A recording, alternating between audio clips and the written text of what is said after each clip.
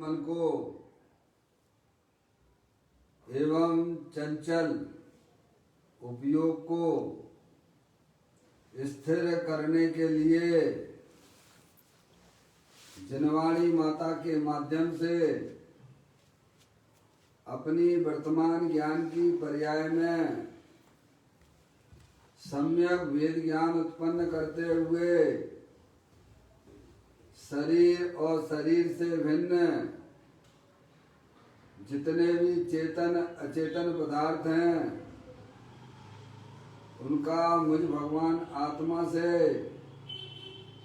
किसी भी प्रकार का कोई संबंध नहीं है। इस प्रकार सम्यक वेद ज्ञान पूर्वक शरीर आदि पर पदार्थों का संबंध छोड़ते हुए अंदर में जो अखंड ज्ञान ज्योति स्वरूप भगवान आत्मा है उसमें ही अपनी वर्तमान पर्याय का संबंध जोड़ते हुए कि मेरा ये भगवान आत्मा सदा काल शरीर आदि पर पदार्थों से भिन्न प्रकट अखंड ज्ञान ज्योति स्वरूप है। ऐसा अपने आप को जानो और ऐसा ही अनुभव करो कि मैं तो शरीर आदि पर पदार्थों से भिन्न प्रकट अखंड ज्ञान ज्योति स्वरूप भगवान आत्मा हूँ।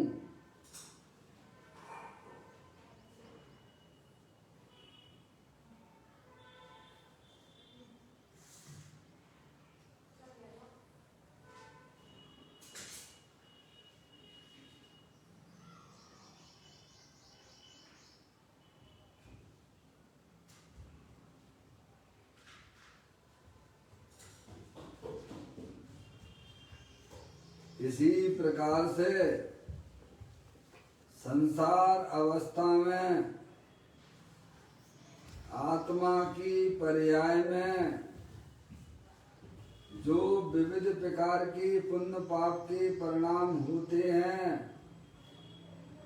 वे समस्त भाव पर के लक्ष्य से होने वाले भाव हैं। वे हमारे आत्मा का स्वभाव नहीं है।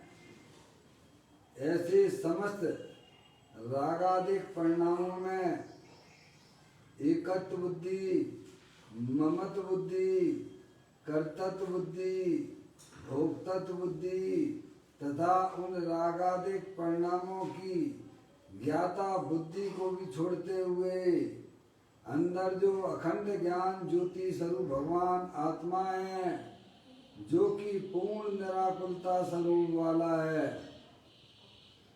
सुख शांति का भंडार है, ऐसे ज्ञानानंद मूर्ति भगवान आत्मा में शरीर रागादिक का लक्ष्य छोड़ के मैं तो तीनों काल ज्ञानानंद मूर्ति भगवान आत्मा हूँ। ऐसा अपने आप को जानो और ऐसा ही अनुभव करो कि मैं तो तीनों काल पूर्ण ज्ञानानंद स्वरूपी भगवान आत्मा ही हूँ।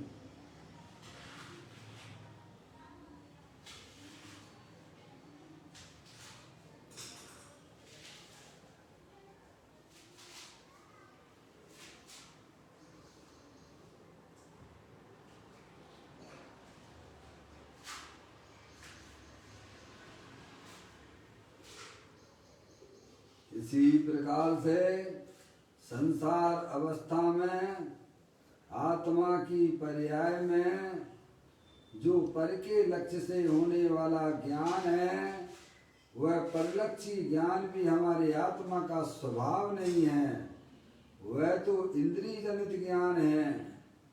इस प्रकार समस्त इंद्रिय ज्ञान में भी भेद ज्ञान उत्पन्न करते हुए कि मेरा ये भगवान आत्मा शरीर रागादिक परिणतियां और परलक्षी ज्ञान जो कि खंड खंड ज्ञान है उस ज्ञान की पर्याय से भी भिन्न मैं तो तीनों काल एकमात्र अखंड ज्ञान ज्योति स्वरूप भगवान आत्मा हूँ।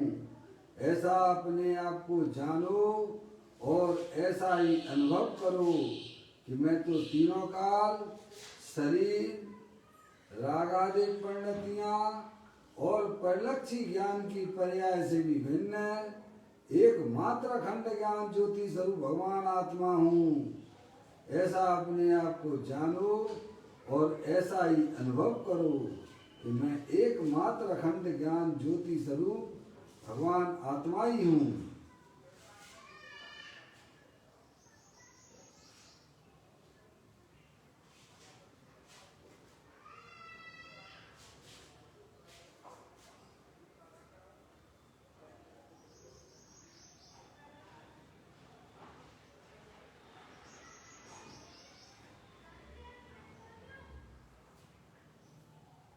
मेरे भगवान आत्मा में शरीर आदि पर वस्तुएं प्रवेश नहीं करती हैं।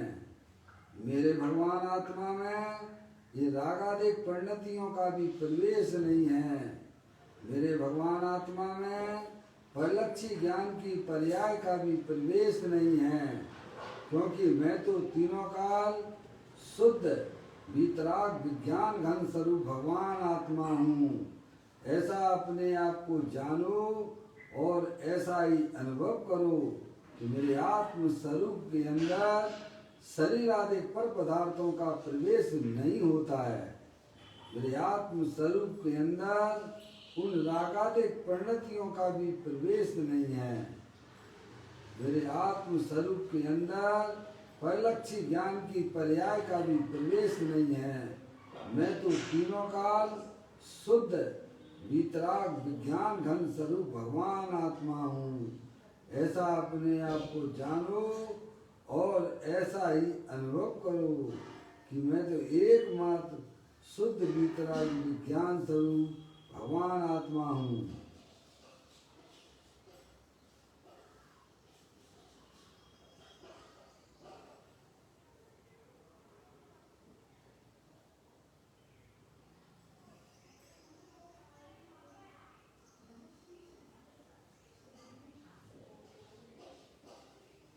त्रव कर्म भाव कर्म नो कर्म रहित शुद्धात्म स्वरूपो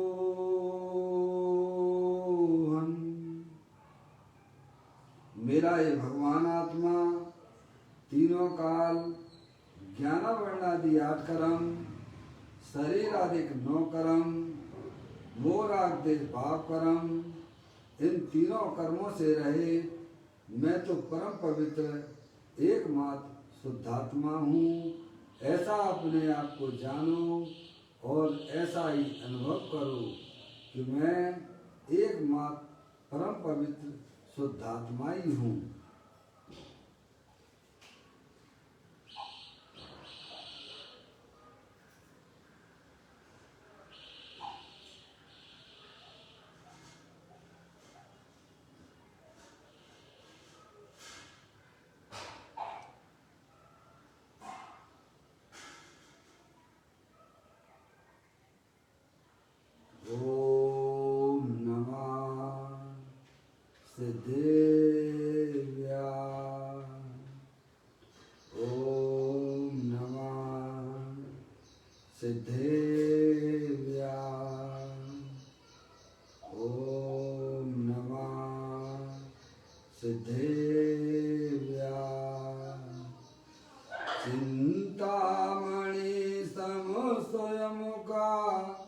चैतन्य तत्वमान है, निज का करूं मैं चिंतवन, निज का करूं श्रद्धान में।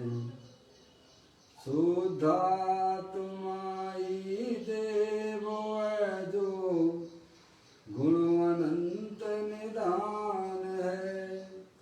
मैं स्वानुभव में देख लूं आत्मा स्वयं भगवान है। मैं स्वानुभव में देख लूं आत्मा स्वयं भगवान है।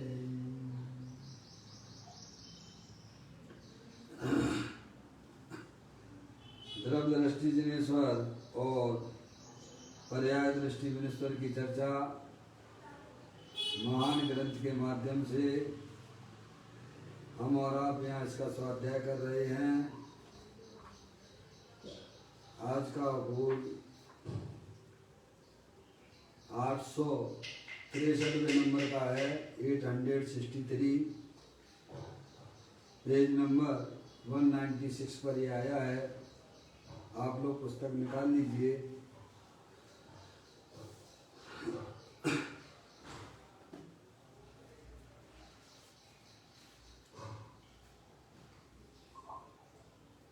मैं पढ़ता हूँ।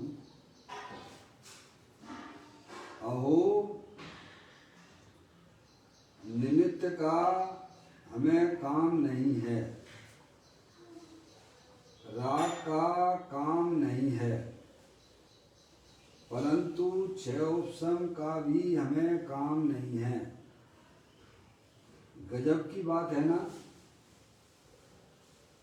स्वरूप में स्थिरता का प्रयत्न ही एक कर्तव्य है। देखिएगा, ये सब बातें ज्ञानियों की हैं, जिन्हें अपने आत्मा का ज्ञान और श्रद्धान हुआ है। वे ये हमें बताते हैं कि हमारा काम क्या है। अपना जो शुद्धात्म स्वरूप है, जो अरिहंत परमात्मा ने बताया है, बस उसमें ही अपनी पर्याय को स्थिर करना है। समझ में आया? ज्ञानियों को बस एक ही काम रह गया है, क्योंकि उन्होंने जगत के समस्त पर पदार्थों को अपनी ज्ञान की पर्याय में जान लिया है। समझ में आया भैया? क्या जो जानने योग्य था वह सब ज्ञान माँ जिनवाणी माता के द्वारा विश्व की व्यवस्था को भी समझ चुके हैं।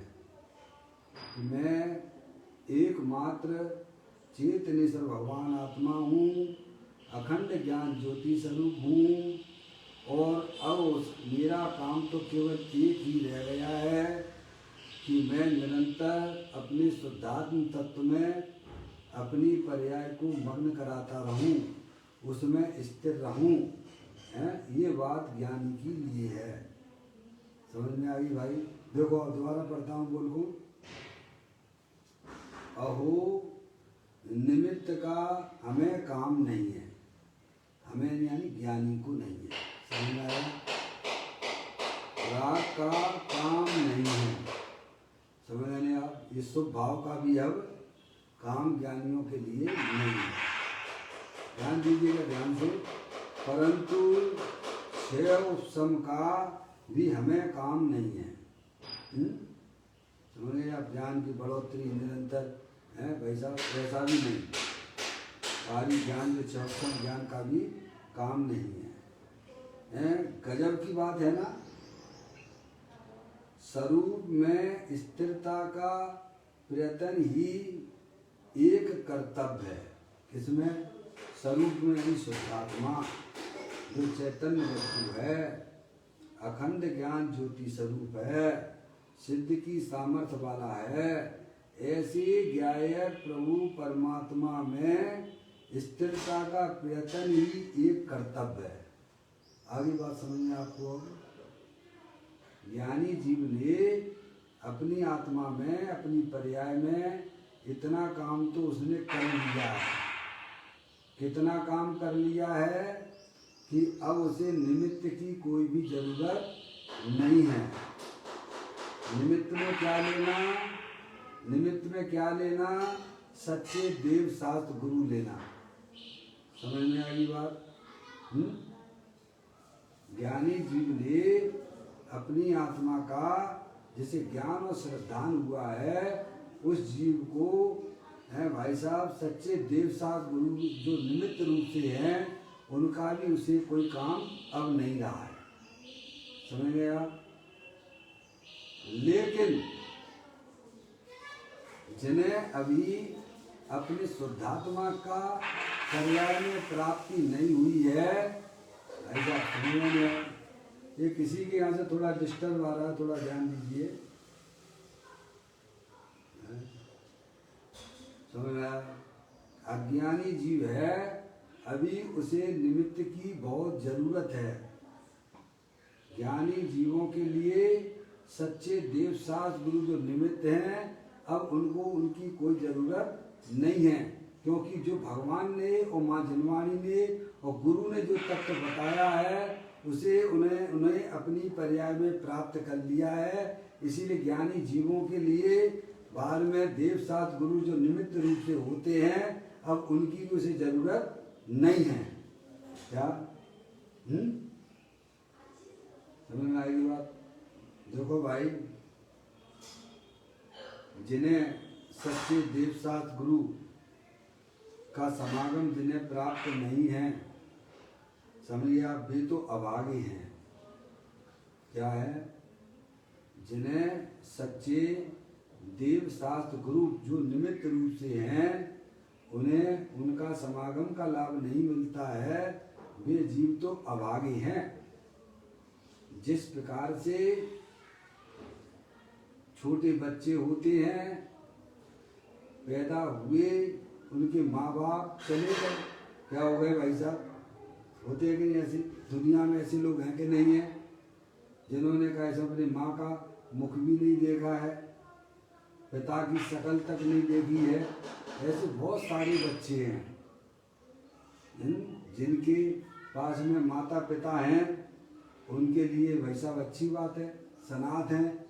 समझ नहीं आप? उन्हें हर समय उनकी माता पिता उन्हें समझाती है, बताती है कि भाई साहब तुम्हारे कौन से शत्रु हैं, कौन तुम्हारे मित्र हैं, ये कौन समझाएगा भाई साहब?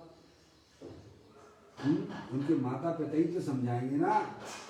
जिन बच्चों के माता पिता नहीं होते हैं, उनके लिए तो भाई साहब उनके माता पिता का जो है सहयोग भाई साहब अच्छा लगता है।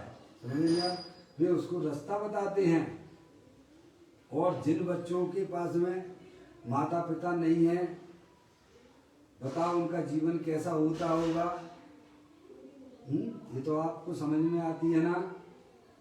समझ नहीं आ? कितना उनको कठिनाई का सामना करना पड़ता है। ऐसे ही जिन जीवों को सच्चे देव शास्त्र गुरु की निमित्त नहीं मिले हैं, वे अभागे हैं, वे अनाथ हैं। समझ नहीं आ? और जिन्हें माता पिता जनवाणी माता मिली है, वे सौभाग्यशाली हैं। समझ गए? अनादिकाल से भूला हुआ ऐसा आत्मा अपना है। समझ नहीं आ?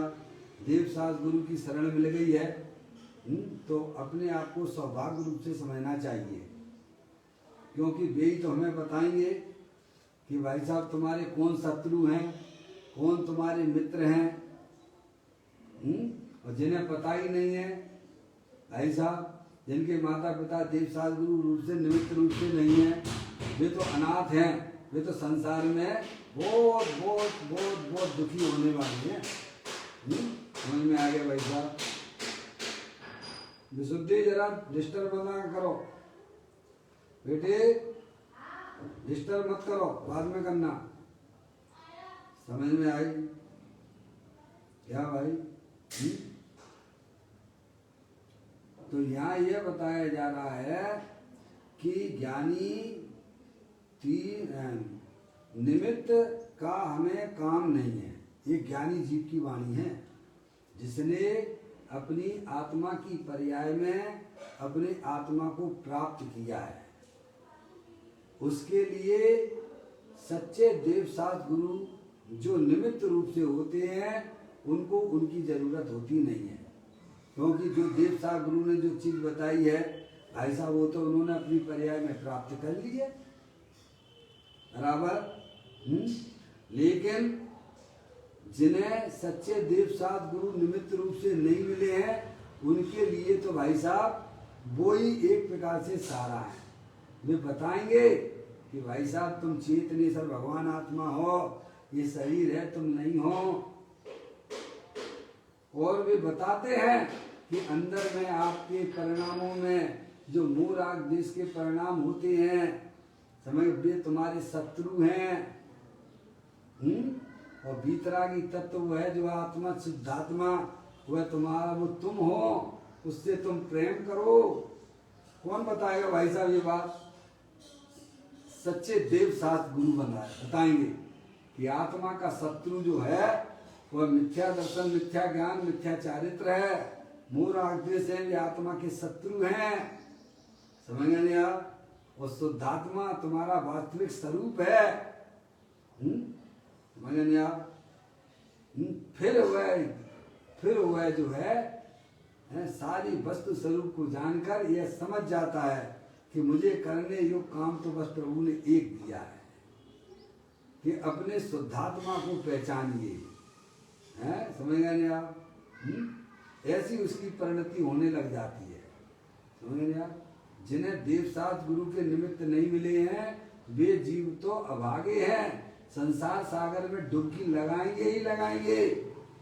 जिन्हें देवशास्त्र गुरु जैसे निमित्त मिले हैं वे जीव, भाई साहब ये समझना चाहिए कि ये डूबते हुए को देवशास्त्र गुरु निमित्त एक सहारे के रूप में उपलब्ध होते हैं। समझ गए आप? फिर वह जीव अपने माता पिता से, माँ जनवाणी माता से, अरिहंत भगवान से ऐसा सब कुछ सीख लेता है कि हमारी आत्मा जो है परद्रव, प्रभाव और पर्याय से विभिन्न अखंड ज्ञान ज्योति स्वरूप है। और ये रागादिक परिणतियां हैं, वे हमारे शत्रु हैं। तब वह अंदर में तत्व का चिंतन विचार करता हुआ, बारंबार अभ्यास करता हुआ, जो बहिर्मुखी पर्याय है उसे अंतरोन्मुखी भेद विज्ञान के भेद अभ्यास से वह अंदर करता है। भाई साहब समझ गए आप?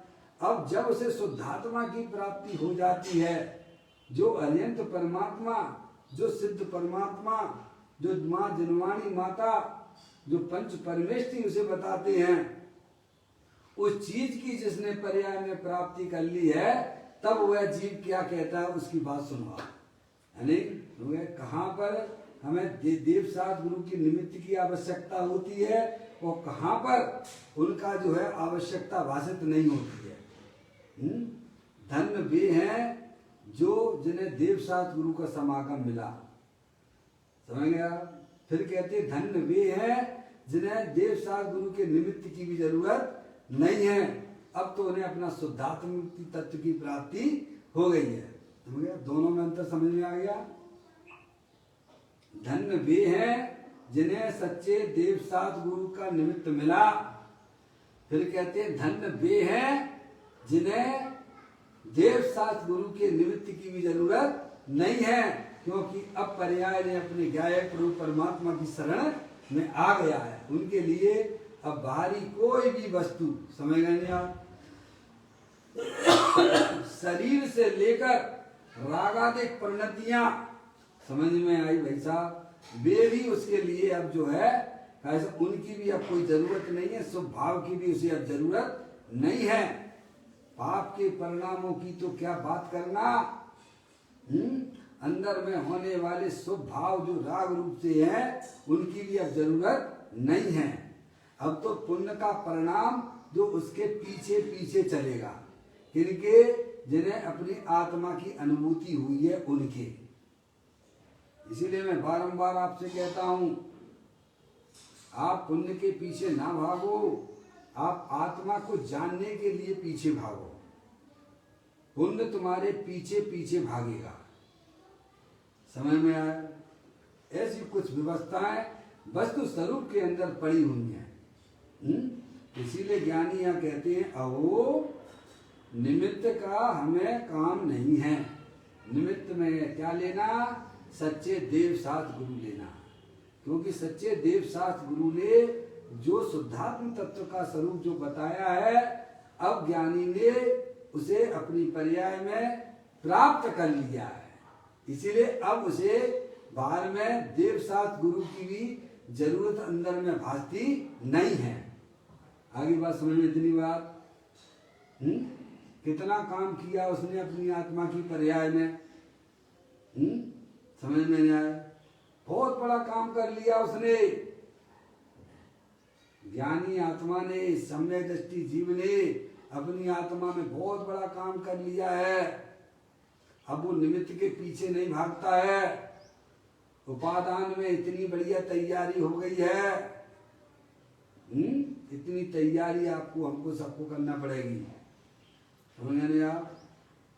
कहते हैं निमित्त का हमें काम नहीं है। ये सम्यक दृष्टि जीव की बात है, ज्ञानी की बात है। क्योंकि आत्मा ही देव है और आत्मा ही गुरु है और आत्मा ही शास्त्र है और आत्मा ही चलता फिरता संवेद शिखर है। क्या भैया?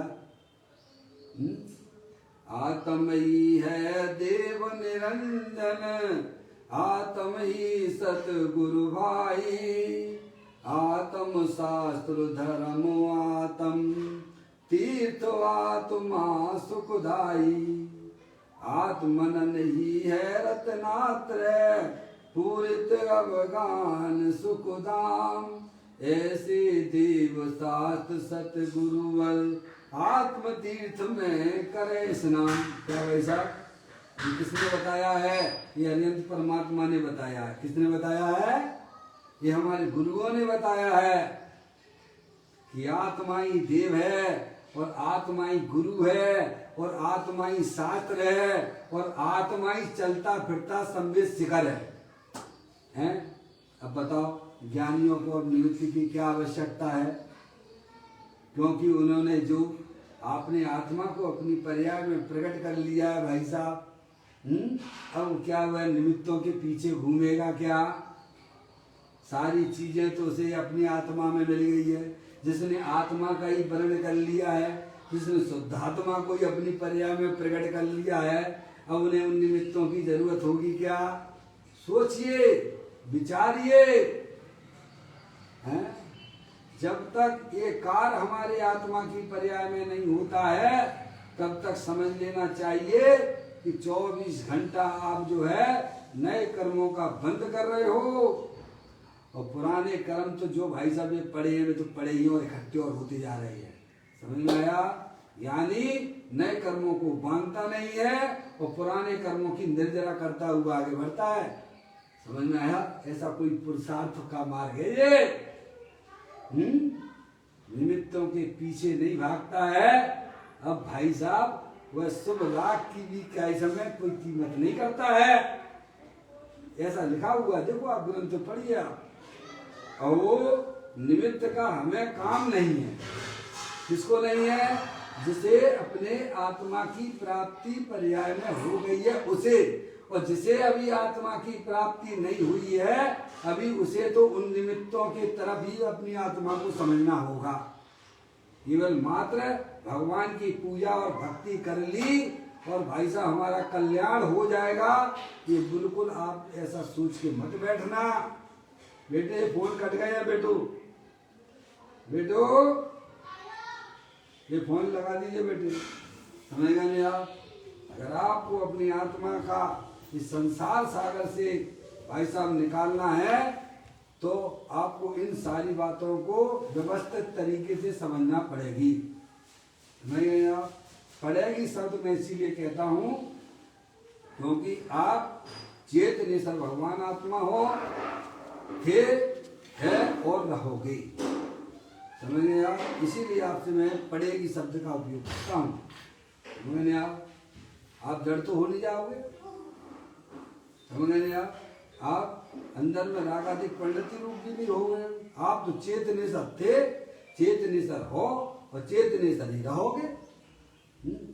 अब मूर्ख बन के रहना है तो अनादिकाल से मूर्ख बन के रह रहे, उसका फल तो भाई साहब पर्याय में दुख है और शरीर नाना प्रकार के धारण कर रहे हो। और समझदार हो जाओगे तो भाई साहब पर्याय में होने वाली दुख की परिणतियां हैं वे आपकी विजय को प्राप्त होने लग जाएंगी और भाई साहब ये नाना प्रकार के शरीरों से भी मुक्ति मिल जाएगी आपको। जो ज्ञानियों ने किया है, जो पंच परमेष्ठियों ने किया है, वह काम आपको हमको सबको करना पड़ेगा। समझ में? अगर अपनी आत्मा में अतीन्द्रिय आनंद, क्या भाई साहब, रत्नात्रय रूपी आनंद की प्राप्ति करनी है, प्राकृतिक सुख अतीन्द्रिय आनंद की प्राप्ति करनी है, तो ये काम तो भाई साहब आपको करना ही पड़ेगा। समझ में आया? तो कहते हैं अहो निमित्त का हमें काम नहीं है। ये बात किसकी है? जिसने अपनी पर्याय में अपने शुद्धात्मा की प्राप्ति कर ली है, उनके लिए है। समझ में आया? ऐसा कुछ हो जाता है, गुरु गुड़ रहता है और चेला शक्कर हो जाता है। क्या हो जाता है भाई साहब? गुरु गुड़ रह जाता है और चेला शक्कर हो जाता है। समझे ना? ऐसे कुछ हो जाता, बदलाव आ जाता है। ऐसा वक्त होता है ये माँ जिनवानी माता का। कहते हैं निमित्त का हमें काम नहीं है। सच्चे देव सास गुरु की निमित्त की भी मुझे आवश्यकता नहीं है। क्यों नहीं है? क्योंकि हमने अपने शुद्धात्मा को पर्याय में प्राप्त कर लिया है, और जिन्होंने प्राप्त नहीं किया है उन्हें उन निमित्तों के बीच में ही रहना चाहिए और उनसे अपनी आत्मा के स्वरूप को समझना चाहिए। समझ में आया भैया?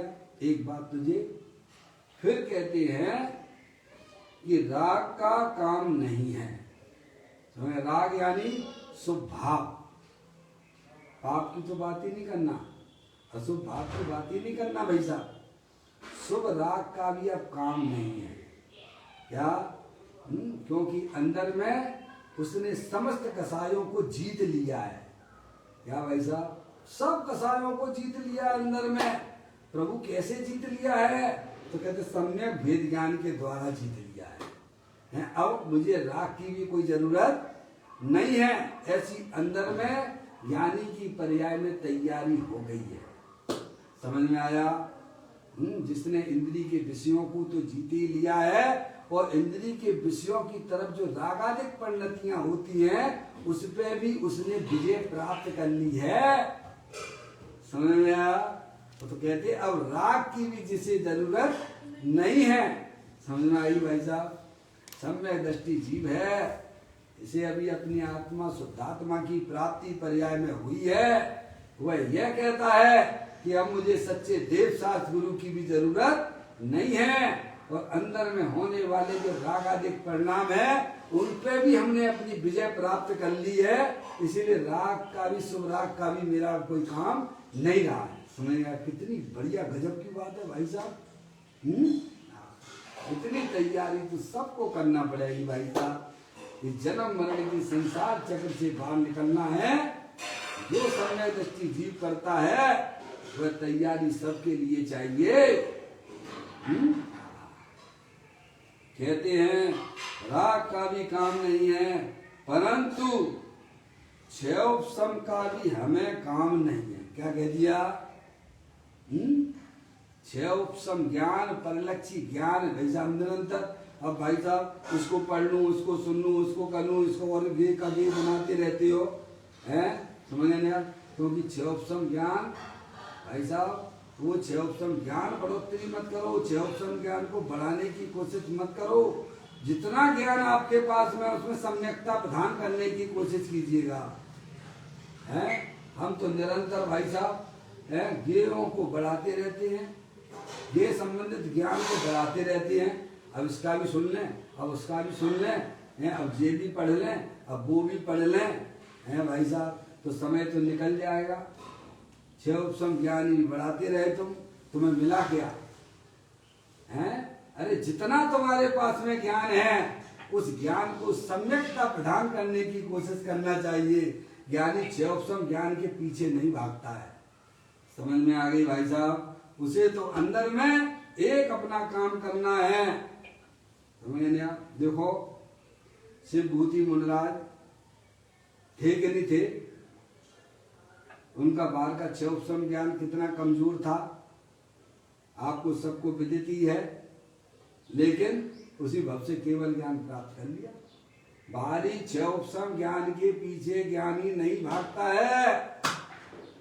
जो भी ज्ञान उसके पास में है क्षयोपशम रूप में, उसको सम्यकता प्रदान करता है। समझ में आया? इसीलिए ज्ञानी कहता है कि अब मुझे क्षय उपशम ज्ञान की भी कोई जरूरत नहीं है। इतनी तैयारी उसने अपनी आत्मा की पर्याय में कर ली है।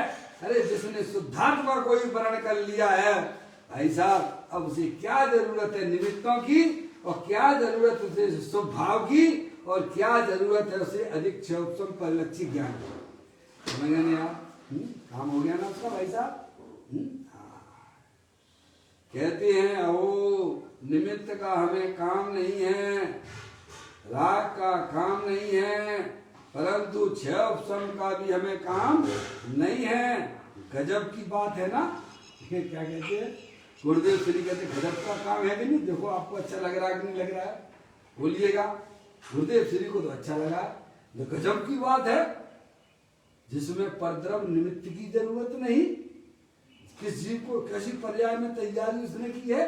अरे जैसे राग की भी जरूरत नहीं है, स्वभाव की भी जरूरत नहीं है। आपकी तो बात छोड़ दीजिएगा, स्वभाव की भी जरूरत नहीं है, निमित्त की भी जरूरत नहीं है। अरे क्षय उपशम ज्ञान बढ़ाने की भी जिसे चिंता नहीं है। ये गजब बात है कि नहीं? ज्ञानियों को तो लगती गजब की बात। समझ में आया भाई साहब? हाँ, कहते गजब बात है ना। अब सुनिएगा, अब वह सम्यक दृष्टि जीव की पर्याय में क्या चल रहा है वो अब आपको बताते हैं। स्वरूप में स्थिरता का प्रयत्न ही एक कर्तव्य है। क्या कर्तव्य है? क्या कर्तव्य है? बोलो। अपने शुद्धात्म स्वरूप में ही बस स्थिर मेरी पर्याय रहे, इसकी व्यवस्था वो कर रहा है। क्या कर रहा है? यही कर्तव्य है। और हमारा क्या कर्तव्य है कि पहले वो लड़के लड़कियों की शादी ब्याह कर दें। पंडित जी साहब है, पहले खूब कमा लो, धूप फंड इकट्ठा कर लो, है, समझ गए आप? और फिर उसके बाद अपनी आत्मा को समझेंगे। काय में लगे भाई हो भाई साहब, हैं? पहले इनको निपटा दें तो उनको निपटा दें। अरे ये तुम्हारा कर्तव्य नहीं है। तुम्हारा कर्तव्य तो वो है जो अनादि काल से जिसे तुम भूले हुए हो, अपने शुद्धात्म तत्व को भूले हुए हो। ये काम तुम्हें कर्तव्य क्यों नहीं लगता है? ज्ञानी कहते हमने अपनी पर्याय में शुद्धात्मा की भी प्राप्ति की है, और अब मैं अपनी पर्याय को अपने चैतन्य स्वरूपी भगवान आत्मा में आनंदित होते हुए इसमें स्थिर हो रहा हूं। समझ में आया भाई साहब? ये ज्ञानियों का कर्तव्य है। जिन्हें वास्तव में ज्ञानी बनना हो उन्हें वस्तु स्वरूप को पहचानना चाहिए। अरिहंत परमात्मा की वाणी में, दिव्य ध्वनि में वस्तु स्वरूप का ज्ञान कराया गया है। समझे? उससे अपनी पर्याय को भाई साहब उसमें ज्ञान कीजिए, निर्णय कीजिए, विचार कीजिए, है भाई साहब। नहीं तो इसके अलावा कोई दूसरा उपाय बिल्कुल भी नहीं है। आप बिल्कुल मत सोचना क्या मैंने सुबह बोला था, जिसके माथे भार वे डूबे मझधार में। और ज्ञानी कहता हम तो हो गए पार, झोंक भार को भाड़ में। क्या भाई? ज्ञानी जीव अपनी पर्याय में किसी भी प्रकार का कोई परिलक्षी संबंधित भाई साहब भार लेके नहीं चलता है। उसे अरिहंत परमात्मा की दिव्य ध्वनि पर पूर्ण विश्वास है। और अरिहंत परमात्मा ने जो शुद्धात्म वस्तु बताई है उसका भी वह प्रयत्न पर्याप्त कर लेता है। और अब बस थोड़ा सा काम और रह गया है कि भाई साहब अपने आत्मा में भ्रमण करने का काम रह गया है। इसीलिए वो कहता है कि भाई साहब अब मेरा एक ही काम रह गया है कि स्वरूप में स्थिरता का प्रयत्न ही एक कर्तव्य है। क्या कर्तव्य है? अब मैं अपने चैतन्य स्वरूप या अखंड ज्ञान ज्योति स्वरूप जो भगवान आत्मा, जो शरीर रागादिक से भिन्न अखंड देव जीवन में विराजमान भगवान आत्मा है, बस उसमें ही बस मैं अपनी पर्याय को मग्न करता हूँ, स्थिर करता हूँ। इस प्रकार की सुंदर चर्चा इस बोल के माध्यम से हमने आपने सुना है, पढ़ा है, समझा है।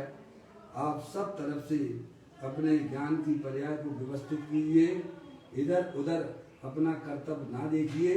एक अपने शुद्धात्मा को जानने का प्रयत्न हमारे ज्ञान में होगा तो वही हमारे लिए सुख का कारण होगा और वही वास्तव में हमें इस जन्म मरण से निकाल के मोक्ष रूपी पर्याय को प्राप्त कराने वाला है। इस प्रकार से यह अपन ने 863वें नंबर का बोल पढ़ा है। आप सभी विचार करना। निज निधि निज में बताई, यह अनंत अनंत उपकार है, उसके लिए जिनवाणी माँ को वंदना सतवार है, वंदना सतवार है। 9 बार नमोकार मंत्र।